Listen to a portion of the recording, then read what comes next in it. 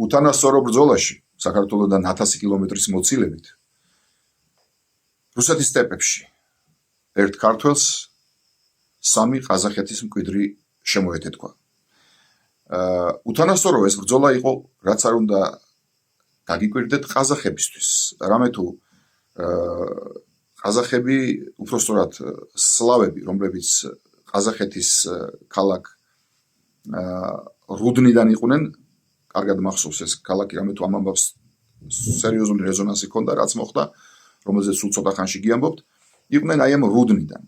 სლავები რუდნიდან, ასე რომ ვთქვათ, და აი ქართველი კი მთელი უთანასწორობის მარილი ამაშია. გახლდათ არც მეტი არც ნაკლები შიგ ქალაქ გორიდან. გორი აქ ყველაფერს არ ხსნის და არ ნიშნავს. ბევრზე მეტყველეს, მაგრამ თავარი კიდე ის არის, რომ ეს გორელი გახლდათ მოჭიდავე და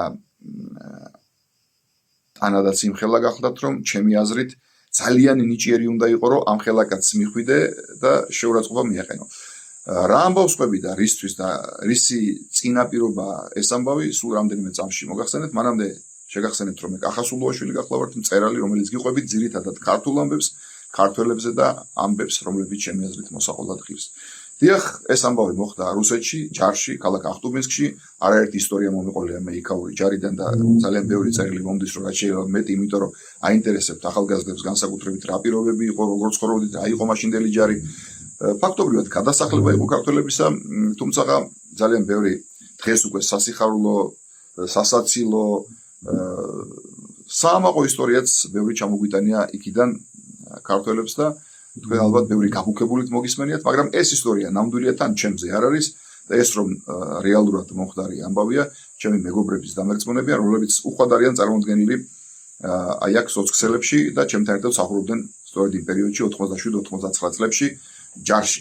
მოკლედ გავაგრძელოთ თემა, ეს სამი რეგვენი მივიდა, მაშინ იყო დედავშინა, ვინც არის საგიხსნით და ასნიშნავს, რომ დიდი ხნის ჩამოსული, მაგალითად წელიწადნახევრის ჩამოსული ჯარისკაცი ითვლება უპირატესად ბევრად, იმდენად რომ ბატონია ის უკვე და ვინც ახალი მოსულია, ის უნდა იყოს მონა.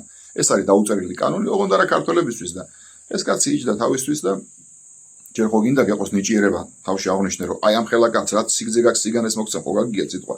აი ამაზე იყო ნათქვამი რა, იმიტომ რაც ხრები ქონდა, ასეც ამ ხელა იყო კისერიც ეგეთი ქონდა და მაგრამ იჯდა და ვერ შეამჩნიეს რომ ამ ხელა იყო და თან ჩუსტს იწმევდა თავისთვის უწყინრად და ჩუსტს რატო იწმევდა, იცი, ბოდიში ფილოლოგებთან მე სიტყვა ჩუსტი ქართულად როგორ არის არ ვიცი და იმიტომ რომ მისი ზომა ჩექმა ვერ იშოვეს.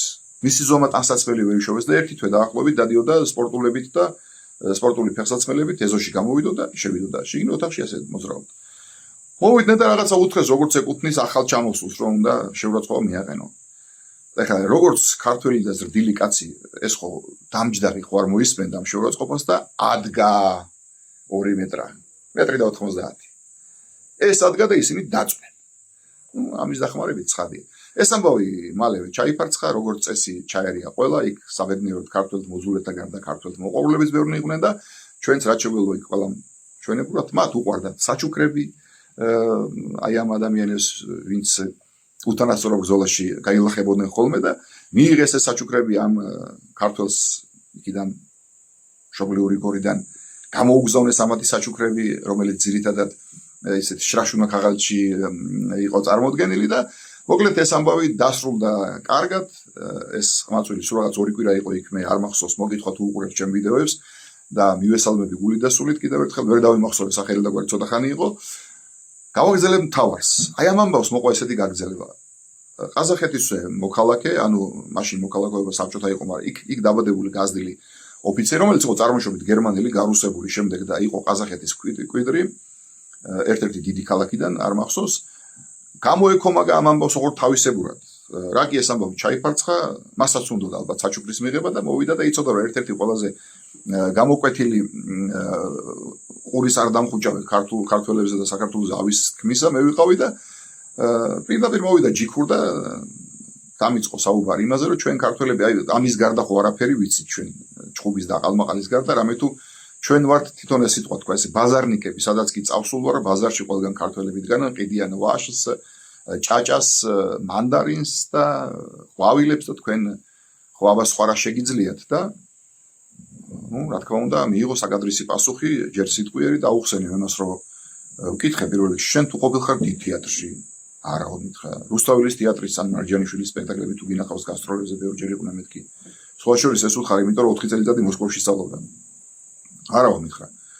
დათო ყიფიანი თუ იცი მეთქი ვინ არის სტადიონზე თუ ყოფილხარ, არც ის იცოდა.